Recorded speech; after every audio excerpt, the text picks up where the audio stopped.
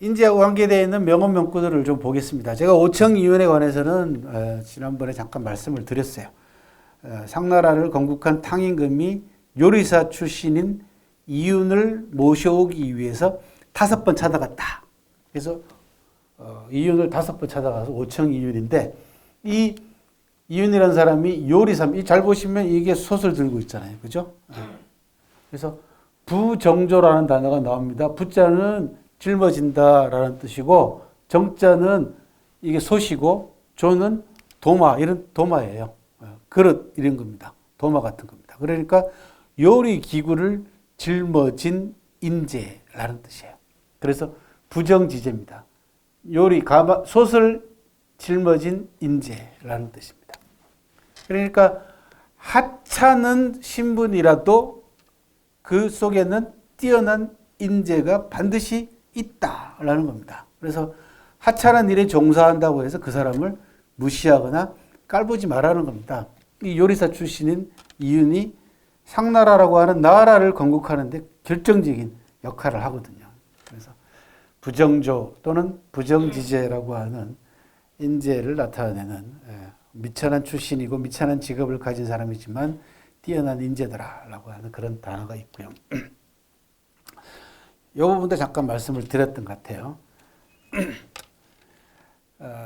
상나라 고종이라고 하는 임금이 민간에서 생활하다가 갑자기 임금이 됩니다. 임금이 되고 보니까 자기하고 같이 호흡을 맞춰서 일할 인재가 필요하잖아요. 그래서 하루는 조정회의를 하다 말고 쓰러져서 3일 동안 누워있다가 깨어나서 내가 꿈속에서 신을 만났는데 그 신이 나한테 젊은 사람 하나를 소개시켜주면서 이 사람을 데려다가 쓰면은 너네 은나라가 잘 될 거다라고 선몽을 했다는 겁니다. 그러니까 신몽이죠. 신탁입니다.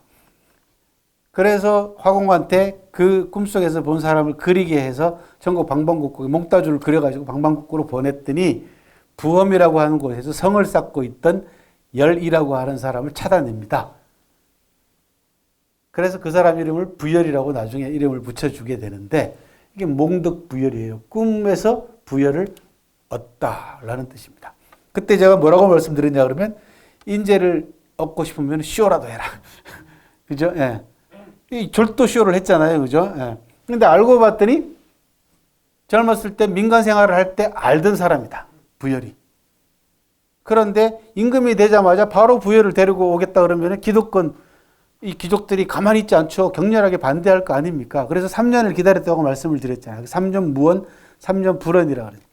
그리고는 은나라의 풍속을 잘 헤아려 보니까 미신, 모든 걸 전부 다 점을 치거나, 그죠? 제사를 지내는 미신이 일반화되어 있고, 은나라는 철저하게 미신이 일반화되어 있다고 말씀을 드렸죠. 그죠? 그걸 가장 잘 보여주는 게 각골문이다. 라는 말씀을 드렸어요. 전부 다 제사 지내는 내용이거든요. 그게. 그래서 신탁을 하는 겁니다. 일부러 절도해서 꿈꿨다고. 신을 만났다고 하니까 신하들이, 그거는 신의 계시다 이거죠. 난리가 났습니다. 그렇게 해서 얼굴을 그려가지고 부열을 얻었던 겁니다. 그래서 몽득부열이라고 하는 인재를 얻기 위해서는 쇼라도 해라. 근데 그 쇼가 어설프게 하면 안 되겠죠. 그죠? 3년을 기다렸어요.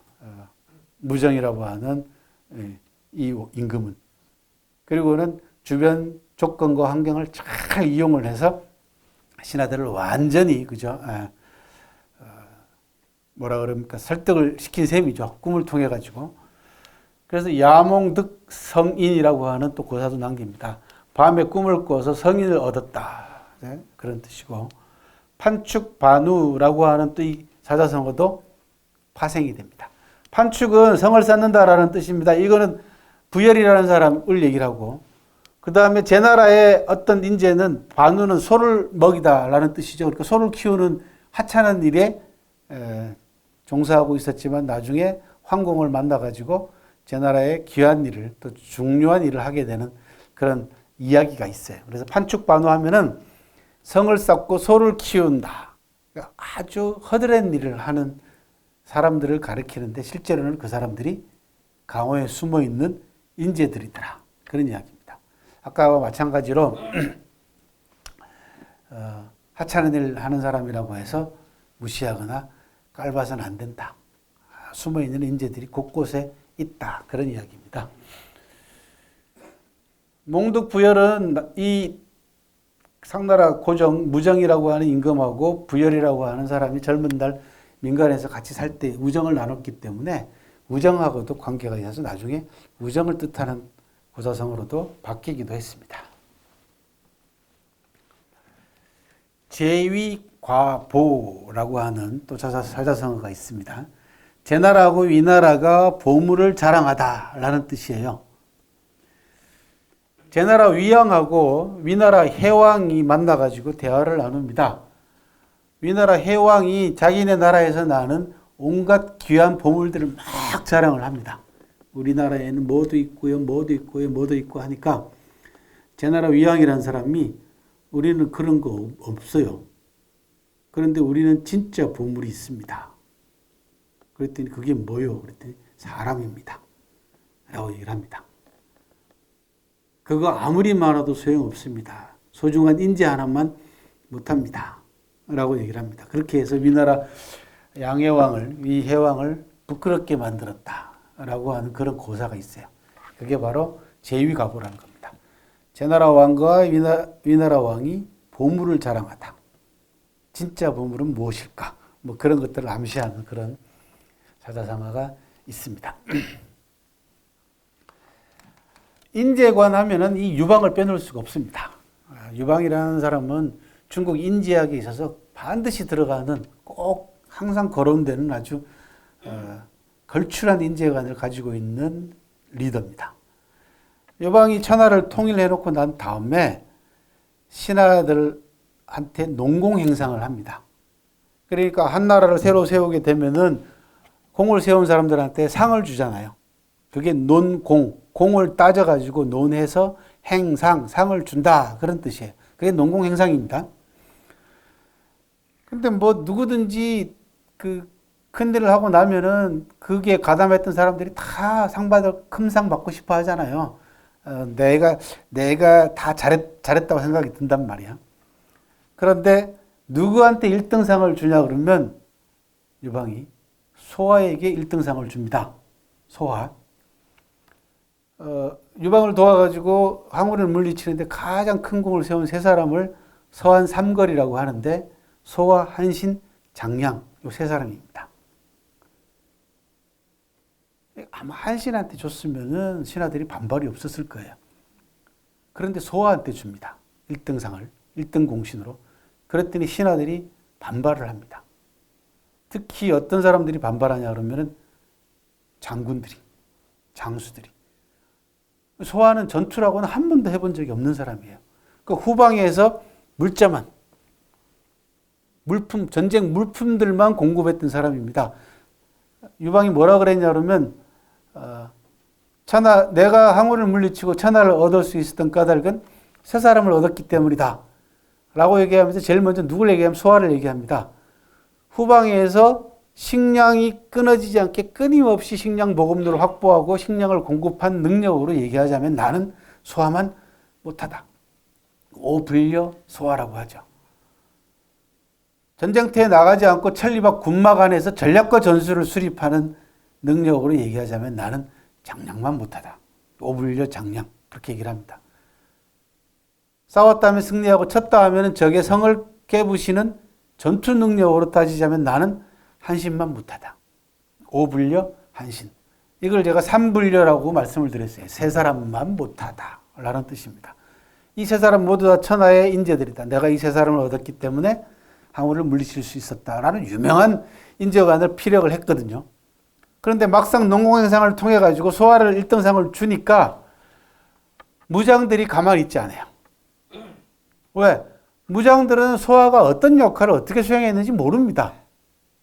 영역이 다르니까 자기하고 같이 나가가지고 정말 제일 앞장서가지고 성에 올라가서 적의 목을 베고 전투에서 공을 세우는 걸 직접 자기 눈으로 봐야만이 무장들은 저 사람 정말 대단하다라고 인정하지. 뒤에서 들어오는 뭐 보급품들, 갑옷이나 무기나 식량은 뭐 그냥 저절로 자기 되는 줄 알죠, 그죠? 그러니까 인정을 못 하는 거야, 이 무장들이. 왜냐하면 자기들은 온몸에 상처투성인데다가 죽을 고비를 수차례 넘기잖아요. 근데 소아는 맨날 후방에서 따뜻한 밥 먹고 그러고 지냈단 말이에요. 그러니까 이게 용납이 안 돼. 무장들의 단순한 머리로는. 사마천 사기에서 뭐라고 표현을 하고 있냐 그러면 곧 반란이 일어날 것 같았다. 그렇게 표현을 합니다. 얼마나 반발이 심했는지. 그때 유방이 장수들을, 무장들을, 공신들을 다 불러 모아놓고 얘기를 합니다. 야, 내 얘기 좀 들어봐라. 이제 황제가 얘기를 하니까 조용히 이제 입을 다물고 경청을 합니다. 야, 니들 사냥꾼하고 사냥개 알지? 알죠. 사냥꾼하고 사냥개 역할이 뭐냐? 사냥꾼이 활을 쏴가지고 날아가는 꽁을 맞추거나 새를 맞춰서 그 새가 떨어지면 사냥꾼이 사냥개한테 야, 저기 있다 가서 물어와. 그러면 잡은 사냥감을 물어오는 게 사냥개 아니냐? 그렇죠. 발종 지시가 바로 그겁니다. 사냥꾼이 사냥개에게 지시한다라는 뜻입니다. 위치를 가리킨다라는 뜻이에요. 그러니까 사냥꾼이 사냥개에게 야, 저기 잡혔다. 너 가서 물어와라. 하면 사냥개가 가서 물어오는 겁니다. 사냥개하고 사냥꾼의 역할은 니들 알겠지? 그랬더니 예, 압니다. 야, 그런데 뭘 그렇게 말이 많냐? 불만이 많냐? 왜요? 니들은 사냥개고 소아는 사냥꾼이다. 소아가 후방에서 끊임없이 물자가 끊어지지 않게 공급해온 식량과 무기와 갑옷 같은 것들을 니들이 그걸 먹고 그걸로 무장해서 가서 싸우면 되는 존재들이다. 그러니까 소아는 사냥꾼이고 니들은 사냥개단이다. 근데 한번 생각해봐라 이 자식들아. 사냥꾼하고 사냥개하고 누가 큰 상 받아야 되냐. 그게 공인공구라는 겁니다. 사람의 공과 개의 공이라는 뜻이에요. 또는 인공구공으로 바꿔 쓰기도 합니다. 사람의 공과 개의 공 가운데에서 세운 누가 더 큰 상을 받아야 되냐 이놈의 새끼들아 해서 단숨에 무장들의 불만을 잠재웠다라고 하는 그런 일화가 사기에 기록이 되어 있습니다. 사마천이 그려낸 유방의 인재관이 얼마나 명쾌한가라는 걸 잘 보여주는 대목 가운데 하나입니다. 그게 삼불려와 더불어서 유방의 공인공부는 아주 그 인재의 역할과 인재의 역할 가운데서도 그 중요성에 관해서 아주 잘 보여주고 있는 사자성어가 되겠습니다.